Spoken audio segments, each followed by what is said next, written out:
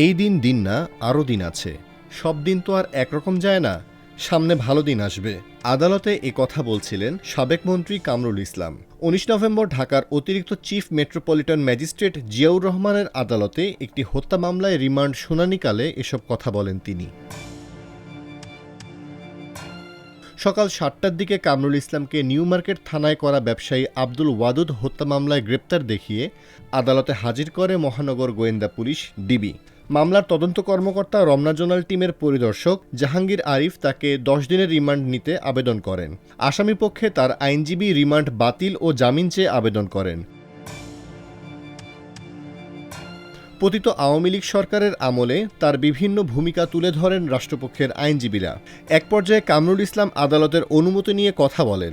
তিনি বলেন, new market এলাকা আমার অধীনে না, ওই এলাকার এমপি আমি নিজেও না। এ মামলায় তাকে ৫৬ নম্বর আসামি করা হয়েছে। আমার নামটি হয়তো শেষ মুহূর্তে ভুলে এজাহারে লিখে দেওয়া হয়েছে। কামরুল ইসলাম আরও বলেন, বৈষম্যবিরোধী ছাত্র আন্দোলন চলাকালীন ছাত্রদের আন্দোলনের বিরুদ্ধে আমি কোনো ভূমিকায় অংশ নেইনি।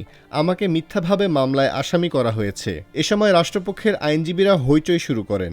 আদালতে উৎসুক কিছু আইনজীবী কামরুল ইসলামকে উদ্দেশ্য করে গালিগালাজ করেন। এ সময় কামরুল ইসলাম বলেন, এই দিন দিন না, আরও দিন আছে। সব দিন তো আর একরকম যায় না, সামনে ভালো দিন আসবে।